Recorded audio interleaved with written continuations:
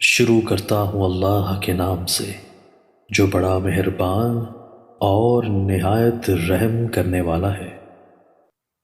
حضرت ابو ہریرہ رضی اللہ تعالیٰ عنہ نبی صلی اللہ علیہ وآلہ وسلم سے روایت کرتے ہیں، آپ صلی اللہ علیہ وآلہ وسلم نے فرمایا، میت قبر کی طرف جاتی ہے تو صالح آدمی کسی قسم کی گھبراہٹ کے بغیر اپنی قبر میں بیٹھ جاتا ہے۔ پھر کہا جاتا ہے، تم کس دین پر تھے؟ وہ کہے گا اسلام پر۔ اس سے پوچھا جائے گا یہ آدمی کون تھے؟ وہ کہے گا اللہ کے رسول محمد صلی اللہ علیہ وآلہ وسلم۔ وہ اللہ کی طرف سے معجزات لے کر ہمارے پاس تشریف لائے تو ہم نے ان کی تصدیق کی۔ اس سے پوچھا جائے گا کیا تم نے اللہ کو دیکھا؟ وہ جواب دے گا کسی کے لیے دنیا میں اللہ کو دیکھنا صحیح و لائق نہیں۔ اس کے بعد اس کے لیے جہنم کی طرف ایک سوراخ کر دیا جاتا ہے تو وہ اس کی طرف دیکھتا ہے کہ جہنم کے بعض حصے بعض کو کھا رہے ہیں۔ اسے کہا جاتا ہے اسے دیکھو جس سے اللہ نے تمہیں بچا لیا۔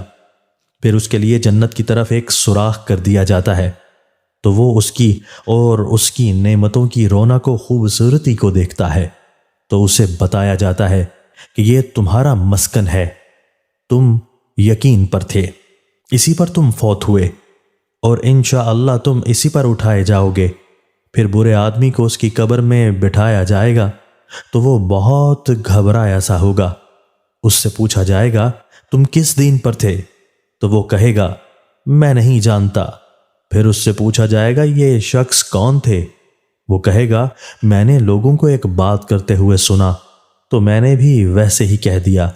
اس کے بعد اس کے لیے جنت کی طرف ایک سوراخ کر دیا جائے گا تو وہ اس کی اور اس کی نعمتوں کی رونق و خوبصورتی کو دیکھے گا تو اسے کہا جائے گا اس کو دیکھو جسے اللہ نے تم سے دور کر دیا۔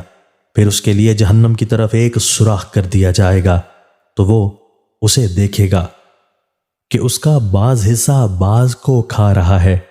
اسے کہا جائے گا یہ تیرا ٹھکانہ ہے، تو شک پر تھا، اسی پر فوت ہوا اور انشاءاللہ اسی پر اٹھایا جائے گا۔ حضرت سعد بن ابی وقاص رضی اللہ تعالیٰ عنہ بیان کرتے ہیں، رسول اللہ صلی اللہ علیہ وآلہ وسلم نے فرمایا، مسلمانوں کے حق میں وہ مسلمان سب سے بڑا مجرم ہے جس نے کسی ایسی چیز کے بارے میں اپنے نبی سے دریافت کیا جو پہلے حرام نہیں تھی، لیکن اس کے دریافت کرنے کی وجہ سے اسے حرام کر دیا گیا۔ دوستو، اللہ تعالی ہمیں ان احادیث مبارکہ پر عمل کرنے اور اپنی زندگیوں کو سنوارنے کی توفیق عطا فرمائے۔